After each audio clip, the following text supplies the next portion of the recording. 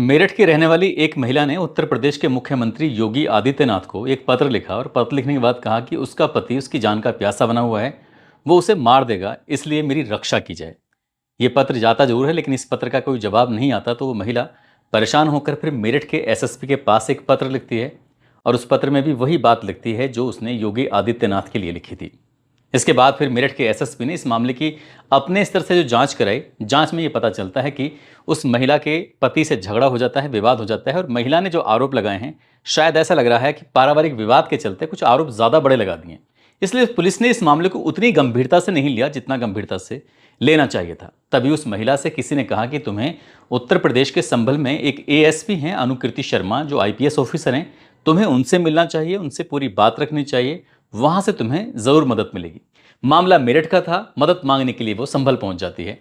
वहां जाने के बाद पूरी कहानी बयां करती है। एएसपी अनुकृति शर्मा ने जैसे ही बात सुनी, उन्होंने कहा कि तुम परेशान मत हो, घर जाओ और हम इस मामले की अपने स्तर से जांच पड़ताल करेंगे, फिर तुम्हें बताएंगे। इस मामले को गंभीरता से लिया गया और गंभीरता से लेने के बाद फिर अपने स्तर से जांच पड़ताल की गई और जांच पड़ताल करने के बाद कुछ बात सच पाई जाती हैं। इसके बाद अनुकृति शर्मा ने मेरठ के डीआईजी साहब, जो कलानिधि नेथानी होते हैं, उनको बातचीत की और बातचीत करने के बाद कहा कि साहब इसमें दिखवा लीजिए, कुछ इस तरह की बात सामने आती है। अब ये बात मेरठ पहुंच जाती है और मेरठ से फिर पहुंच जाती है हापुड़। इसके बाद ये पता चलता है कि महिला ने जो अभी तक बात कही थी, आरोप लगाए थे, उसमें तो सच्चाई है। दरअसल उसके पति ने एक दो नहीं 3 कत्ल कर दिए थे और चौथे कत्ल की वो तैयारी में लगा हुआ था, लेकिन उससे पहले ही ये भंडाफोड़ हो जाता है। ये कहानी लोगों के सामने आ जाती है और जब लोगों के सामने कहानी आती है तो इंसानियत को शर्मसार कर देने वाली कहानी लोगों के गले नहीं उतर रही थी। लोगों को यकीन नहीं हो रहा था कि आखिरकार कोई इंसान कलयुग में इतना भयानक कदम कैसे उठा सकता है। आदाब, नमस्कार, सत श्री अकाल। मैं उस्मान सैफी। आज की जो सच्ची घटना मैं आपको सुनाने जा रहा हूँ, ये सच्ची घटना है उत्तर प्रदेश के ज़िला मेरठ की। फरवरी 2024 की ये बात है। एक व्यक्ति जो कि मवाना रोड के शनि मंदिर के पास जो गंगानगर है मेरठ में, वहाँ का वो रहने वाला होता है। नाम उसका विशाल सिंघल होता है। विशाल सिंघल की फरवरी 2024 में शादी होती है श्रुति नाम की एक लड़की से। शादी होकर जब वो घर आती है तो उसकी मुदखाई करने के लिए कई अलग अलग महिलाएं बारी बारी से आ रही थीं और आने के बाद ज़्यादातर महिलाओं का एक ही बात कहना था कि तुम पहली वाली से कहीं ज़्यादा सुंदर हो। पहली वाली इतनी सुंदर नहीं थी जितनी सुंदर वो थी, लेकिन हर बार कोई महिला जब आती थी तो एक नई बात कहने लगती थी। अब इस नई नई दुल्हन को बड़ा एहसास होता है, आभास होता है कि ये सब यहाँ चल क्या रहा है। उसको तो बताया गया था कि उसकी एक ही शादी हुई थी और उस शादी होने के बाद उसकी पत्नी की मौत हो चुकी है, इसलिए वो दूसरी शादी हुई है। लेकिन इस तरह से बारी बारी से जब अलग अलग महिलाओं ने ये बातचीत की हैं तो ऐसा लग रहा है जैसे इसने पहले 13 शादियाँ कर चुका है, ये तो उसकी 14वीं बीवी है। ये बात सुनने के बाद उसे पहली बात तो यकीन नहीं हो रहा था, लेकिन जब उसने अपने स्तर से जांच पड़ताल करना शुरू किया तो पता चलता है कि साल 2022 में उसकी पहली पत्नी की मौत हो जाती है और पहली पत्नी की मौत के बाद फिर उसने एक महिला को घर पर लेके आ जाता है। उसके 2 बच्चे होते हैं। कुछ दिन तो ठीक ठाक रहता है, लेकिन पति पत्नी के बीच में विवाद ज़्यादा बढ़ जाता है। इसलिए उसकी जो पत्नी है वो अपने दोनों बच्चों को लेकर यहाँ से चली जाती है। अभी 6 महीने भी नहीं गुजरे थे उसके गए हुए कि एक और महिला को वो घर लेके आ जाता है। उसको एक बेटी भी होती है। ये भी लगभग 6 महीने के आसपास यहाँ इस विशाल सिंघल के साथ रुकी थी, लेकिन विशाल सिंघल के साथ रुकने के बाद ये भी महिला चली जाती है।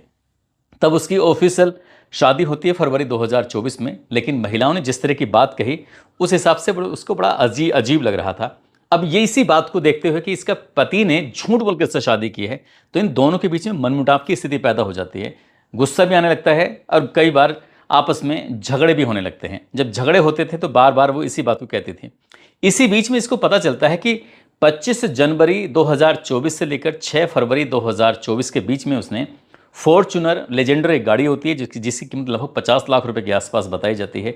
एक निशान कंपनी की मैग्नाइट गाड़ी होती है, उसको भी लिया। एक मारुति की ब्रेजा ली और रॉयल एनफील्ड उसने एक बुलेट मोटरसाइकिल भी ली। इस तरह की वो इतनी सारी गाड़ियाँ, ये सब शान शौकत के साथ रह रहा था। हालांकि घर उसका छोटा होता है, लेकिन ये भी बात कहीं ना कहीं उस महिला को परेशान कर रही थी। एक दिन ऐसे ही बातचीत कर रही थी और बातचीत करने के बाद बस पति और पत्नी में कुछ विवाद ज़्यादा बढ़ जाता है। विवाद इतना बढ़ता है कि पति को गुस्सा आता है। गुस्सा आने के बाद वो अपनी पत्नी पर हमला कर देता है और हमले में उसकी कोशिश थी कि उसकी रीढ़ की हड्डी तोड़ देगा और जब रीढ़ की हड्डी टूट जाएगी तो वो बिस्तर पर पड़ जाएगी। उसके बाद उसका कत्ल कर देगा। ये बात जब उसे पता चलती है, जो उसके साथ मारपीट की जा रही थी, तो वो किसी तरकीब से उसने अपनी जान बचाई। उसने अपने पिता को और भाई को पूरी कहानी बताई। पिता और भाई आते हैं और उस महिला को लेकर अपने साथ चले जाते हैं। वो भी नहीं चाहते थे कि उनकी बेटी के साथ आखिरकार ऐसा कुछ भी हो। जब वो घर जाती है, तब घर जाने के बाद उसने जो एक बात बताई, उसने कहा कि पिताजी आपको पता नहीं है, मेरे नाम पर उसने 3 करोड़ रुपए का बीमा करा रखा है और उसकी कोशिश है कि वो हत्या करके और इस बीमे का वो लाभ उठा लेगा। जैसे घर वालों ने बात सुनी, उनको भी बड़ा आश्चर्य हो रहा था, अचरज लग रहा था। उन्हें लग रहा था कि शायद हो सकता है कि ये ज़्यादा गुस्से में है, इसलिए इस तरह की बातें कर रही है। लेकिन उस महिला ने शांति नहीं रखी, और शांति न रखने की वजह यही थी कि वो चाहती थी कि दूध का दूध और पानी का पानी होना चाहिए। इसलिए अक्टूबर 2024 की बात है, उस महिला ने एक शासन को पत्र लिखा, उत्तर प्रदेश के मुख्यमंत्री योगी आदित्यनाथ को। लेकिन इस तरह के पत्र तो प्रतिदिन की संख्या में बड़ी मात्रा में जाते हैं, हर एक पत्र की जांच होना भी ये स्वाभाविक नहीं है। लेकिन इसके बाद जब वहाँ से कोई रिस्पॉन्स नहीं आता है, तभी उस महिला ने मेरठ के एसएसपी से भी शिकायत की, और एसएसपी से शिकायत करने के बाद कहा कि उसका पति उसकी जान का प्यासा है, वो उसे मारना चाहता है। अब इसके बाद मेरठ के एसएसपी ने भी आदेश किए, या जो भी जिस तरह से जांच हुई, उस महिला को उस जांच से संतुष्टि नहीं होती है। तभी किसी ने सलाह मशवरा दिया कि आपको संभल जाना चाहिए। संभल में एक आईपीएस ऑफिसर है अनुकृति शर्मा, उनसे मुलाकात करनी चाहिए, उन्हें पूरी कहानी बतानी चाहिए। वहाँ जाकर जब पूरी कहानी बताई जाती है, जब उसके बाद उन्होंने अपने स्तर से इस मामले की जांच पड़ताल कराई, तो पहला मामला जो निकल के सामने आता है 21 जून 2017 की ये बात है। विशाल सिंघल अपनी माँ के साथ, जो उनकी माँ का नाम प्रभा देवी होता है, वो हापुड़ के पिलखुआ की तरफ थे। इसी बीच में ये पता चलता है कि अज्ञात वाहन ने टक्कर मार दी है, और टक्कर मारने की वजह से उनकी जो माँ हैं वो गंभीर रूप से घायल हो गई हैं। माँ को तत्काल प्रभाव से सरस्वती मेडिकल कॉलेज में भर्ती कराया जाता है, और वहाँ भर्ती कराने के बाद पता चलता है कि डॉक्टर कहते हैं कि हम इन्हें बचा नहीं सके, यानी कि इनकी मौत हो गई है। बस जैसे ही मौत की खबर परिवार वालों को पता चलती है, परिवार वालों का रो रो कर बुरा हाल हो जाता है। और उसके बाद फिर वक्त आगे बढ़ जाता है और पता चलता है कि जो माँ थी प्रभा देवी, दरअसल उनके नाम से कुछ इंश्योरेंस की पॉलिसी थी, और इंश्योरेंस की पॉलिसी में बेटा नॉमिनी होता है। तो बेटे को माँ के मरने के बाद 25 लाख रुपए का आर्थिक लाभ मिल जाता है, उसके खाते में पैसे आ जाते हैं, और उसकी ज़िंदगी में एकदम, हालांकि वो छोटा मोटा काम करता था, जैसे फोटो कॉपी का काम करना है या पिताजी का फोटोग्राफी का काम है, तो उसी में भी हाथ बढ़ाता था। लेकिन एक साथ 25 लाख रुपए जो उसके पास आ जाते हैं, तो 25 लाख रुपए से उसको कुछ एहसास होता है कि हाँ, कुछ बड़ा हो गया, कुछ बढ़िया हो गया। इसके बाद फिर कहानी दूसरी आती है, सेकंड नंबर की कहानी साल 2022 की बात है। इसकी पहली पत्नी का नाम एकता सिंघल होता है। एकता सिंघल के एक दिन अचानक से उल्टी और दस्त लग जाते हैं, वो बीमार हो जाती है। जब बीमार हो जाती है तो मेरठ का एक नामी हॉस्पिटल होता है, उस हॉस्पिटल में वो अपनी पत्नी को एडमिट करा देता है, और 1 हफ्ते तक वो एडमिट रहती है, उसका इलाज चलता रहता है। और हॉस्पिटल से खबर आती है कि एकता सिंघल अब इस दुनिया में नहीं रही, यानी कि वो भी मर चुकी हैं। इसके बाद फिर घर वालों को भी पता चलता है, रिश्तेदारों को पता चलता है, लोगों का रो रो के बुरा हाल हो जाता है कि कैसे होगा, इसको एक बच्चा भी है, उसकी परवरिश कैसे होगी। लेकिन जब कहते हैं कि मौत के बाद तो इंसान को सब्र ही करना पड़ता है, एकता सिंघल की मौत के बाद भी सब्र कर लिया गया। और यहाँ इसके कुछ दिन के बाद ये पता चलता है कि इसके नाम से भी कुछ पॉलिसी थी, बीमा पॉलिसी, और उसकी मौत का उसको लाभ मिल जाता है। यानी कि अब की बार, पहली बार आए थे 25 लाख रुपए, अब विशाल सिंघल के खाते में आ जाते हैं 80 लाख रुपए। 80 लाख रुपए मिल जाते हैं। अब उसके खून मुंह लग चुका था, ऐसी ही कुछ कहावत होती है, जब पैसे मुंह लग जाते हैं तो कहा जाता है कि खून मुंह लग गया है। इसके बाद इसने, पत्नी मरने के बाद अब उसने घर में खाना कौन बनाएगा, किस तरह की दिक्कतें होनी शुरू हो जाती हैं। तब उसे 2 बच्चों की माँ मिल जाती है, उसे घर ले आता है, उसके साथ भी वो मारपीट करना शुरू कर देता है। यानी कि दोनों के बीच में तनातनी की स्थिति पैदा हो जाती है, बात बनती नहीं है।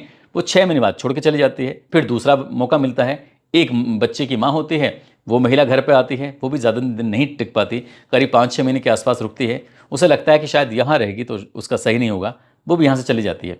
फरवरी 2024 में ऑफिशियल शादी कर लेता है, और शादी करने के बाद ही कुछ अभी 15-20 दिन ही गुजरे थे। इसी बीच में वो अपने जोश में आने के बाद एक दिन अपनी पत्नी से कहता है, पता है पिताजी मरने वाले हैं। जैसे उसने अपनी पत्नी से कहा पिताजी मरने वाले हैं, वो कहती है कि पिताजी तो बिल्कुल स्वस्थ हैं, ठीक ठाक हैं, ऐसे कैसे मर जाएंगे। उसने कहा कि पिताजी को कैंसर है, तुम्हें पता नहीं है इस बात का। जब वो बात सुनती है तो उससे बड़ा आश्चर्य होता है, अचरज होता है। लेकिन इसी बीच में वो तारीख थी 27 मार्च 2024, वो गंगा नहाने के लिए जाते हैं, और जब गढ़ से वापस अपने घर की तरफ आ रहे थे तो आते ही रास्ते में एक्सीडेंट हो जाता है। और एक्सीडेंट के बाद उनको एक हॉस्पिटल होता है, मेरठ का नवजीवन हॉस्पिटल, वहाँ पर उनको एडमिट कराया जाता है, और एडमिट कराने के बाद उनका इलाज भी होता है। लेकिन डॉक्टर कहते हैं कि हम इन्हें बचा नहीं सके, दरअसल उनकी मौत हो जाती है। उसने अपने पिता के नाम पर लगभग 64 बीमा पॉलिसी कराई थी, और वह जोश में आकर अपनी पत्नी से कह देता है कि कम से कम पिता के मरने के बाद 50 से 60 करोड़ रुपए मिल जाएंगे, देखना हम कितने मालामाल हो जाएंगे। जब पत्नी ने यह बात सुनी तो पत्नी को बड़ा आश्चर्य हो रहा था, और पत्नी का दिमाग यहीं से ठनक जाता है, क्योंकि पत्नी के नाम भी उसने 3 करोड़ रुपए का बीमा जो करा लिया था। हालांकि जब उसके साथ मारपीट ज़्यादा होती है, जब वो जाती है, जाने के बाद फिर मामला पुलिस तक पहुंचता है, पुलिस इस मामले की जांच पड़ताल करती है और जांच पड़ताल में जब ये बात सामने आती है तो ये जानकारी निकल के सामने आती है कि माँ के सिर में उसने कोई भारी वस्तु मारी थी, जिसकी वजह से उसकी माँ की मौत हो जाती है। पत्नी को उसने धीमा जहर दिया था और ये भी बताया जाता कि दम घुटने से शायद उनकी मौत हुई थी। तीसरी कहानी में रोड एक्सीडेंट जो उसने दिखाया गया था, रोड एक्सीडेंट में जो कहानी उसने डॉक्टर को बताई थी, उस डॉक्टर की कहानी में और पीएम रिपोर्ट में जो निकल के आता है वो कुछ अलग अलग था। यानी कि पीएम रिपोर्ट कुछ और कहती है और उसने जो डॉक्टर को जाके बताया था वो कुछ और बताया था। और यहीं से ये पता चलता है कि एक्सीडेंट होने से पहले ही पीएम रिपोर्ट से पता चलता है कि उसके पिता को बार बार शायद चोट दी गई थी, जिसकी वजह से उनकी हालत गंभीर हो जाती है, उन्हें गंभीर चोटें आती हैं, जिसकी वजह से उनकी मौत हो जाती है। लेकिन जब इंश्योरेंस कंपनी को उसने डॉक्यूमेंट्स उपलब्ध कराए थे, जिस हॉस्पिटल में रात के समय में मौत हुई थी उस हॉस्पिटल के डॉक्यूमेंट्स नहीं दिए थे, बल्कि दूसरे हॉस्पिटल के डॉक्यूमेंट दिए थे इंश्योरेंस यानी कि बीमा पॉलिसी का लाभ लेने के लिए। और जिस वाहन से एक्सीडेंट हुआ था उस वाहन का कहीं कोई जिक्र नहीं किया गया था कि आखिरकार किससे हुआ है, कौन सा वाहन था। तो उसने जो डॉक्यूमेंट्स थे उसमें कुछ हेराफेरी कर लेता है और हेराफेरी करने की वजह से यहीं से पुलिस भी अपने स्तर से जांच करती है और बीमा पॉलिसी की अलग अलग कंपनियां थीं, लगभग 39 करोड़ रुपए के आसपास, ये इससे ज़्यादा देने थे इस व्यक्ति को। अब उस अलग अलग जो कंपनियां थीं, जैसे टाटा AIG है, आदित्य बिरला ग्रुप है, HDFC एग्रो है, मैक्स लाइफ इंश्योरेंस कंपनी है, इस तरह की लगभग 64 कंपनियां थीं। जब 64 कंपनियों के लोगों ने आपस में एक दूसरे से संपर्क किया, कुछ ना कुछ उनका सॉफ्टवेयर होगा जिससे पता चल जाता है कि इसके नाम से कुछ पॉलिसी हैं। जो पता किया तो उन्हें यकीन नहीं हो रहा था कि इसमें कुछ ना कुछ झोल है, कुछ ना कुछ बात है। उधर IPS अनुकृति शर्मा अपने लेवल से जांच पड़ताल कर रही थी, इधर बीमा पॉलिसी आपस में इस मामले की जांच पड़ताल कर रही थी। तभी निवा भूपा इंश्योरेंस कंपनी के ऑथराइज पर्सन हैं, नाम उनका संजय कुमार है। उन्होंने हापुड़ की नगर कोतवाली में मुकदमा अपराध संख्या 0605/2025 हापुड़ नगर कोतवाली में FIR दर्ज कराई और FIR दर्ज कराने के बाद पुलिस ने इस मामले को गंभीरता से लिया। विशाल सिंघल और उसका एक दोस्त होता है, उसको भी गिरफ्तार किया और गिरफ्तार करने के बाद तभी पता चलता है कि करोड़ों रुपए यानी कि 50 करोड़ हैं या उससे ज़्यादा करोड़ रुपए हैं, उनका लाभ प्राप्त करने के लिए उसने अपने पिता की हत्या की, उसने अपनी माँ की भी हत्या की, उससे पहले उसने अपनी पत्नी की भी हत्या की। यानी कि तीन हत्याएं कर चुका था और चौथी हत्या की वो तैयारी में था। लेकिन चौथी बीवी की वजह से, अब वो ऑफिशियल जो आसपास के लोग बताते हैं कि 4 बीवियां हैं, लेकिन कुछ महिलाएं ये भी बताती हैं कि ये 14वीं बीवी है। 14वीं है या चौथी है या फिर इससे ज़्यादा या कम है, अब पुलिस इस मामले की एक एक पहलू की बारीकी से जांच पड़ताल करके चार्जशीट तैयार करेगी और उसके बाद फिर अदालत में जाएगी और अदालत इस मामले में फैसला सुनाएगी। शायद बाकी की ज़िंदगी उसकी सलाखों के पीछे गुजरेगी।